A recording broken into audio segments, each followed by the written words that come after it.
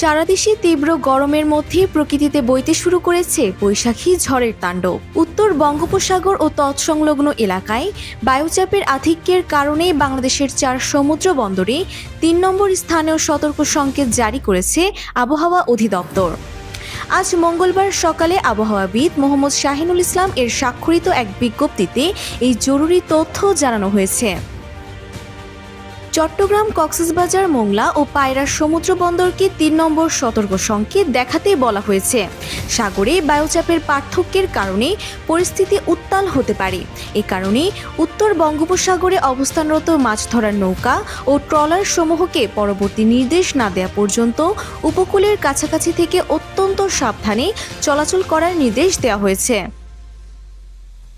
এদিকে সমুদ্রের পাশাপাশি দেশের অভ্যন্তরীণ নদী বন্দরগুলোর উপর দিয়েও বয়ে যেতে পারে শক্তিশালী কালবৈশাখী। আবহাওয়া অফিস জানিয়েছে, আজ থেকে ঢাকা, রংপুর, ময়মনসিংহ এবং সিলেট সহ দেশের 13টি অঞ্চলে বৃষ্টি ও বজ্রবৃষ্টি সহ ঝড়ো হাওয়া বয়ে যেতে পারে। রংপুর, ময়মনসিংহ ও সিলেট অঞ্চলে ঝড়ের তীব্রতা বেশি হতে পারে। এখানে পশ্চিম বা উত্তর পশ্চিম দিক থেকে ঘন্টায় 60 থেকে 80 কিলোমিটার বেগে ঝড়ো হাওয়া বয়ে যাওয়ার আশঙ্কা রয়েছে। এসব এলাকায় নদীবন্দরগুলোকে 2 নম্বর নৌ হুঁশিয়ারি সংকেত দেখাতে বলা হয়েছে।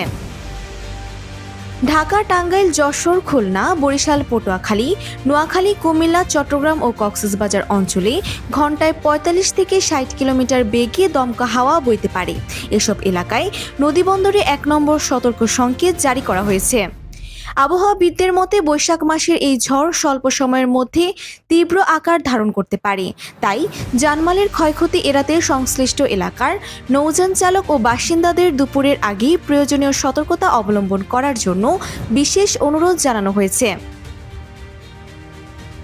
Desk report, Bangladesh bulletin.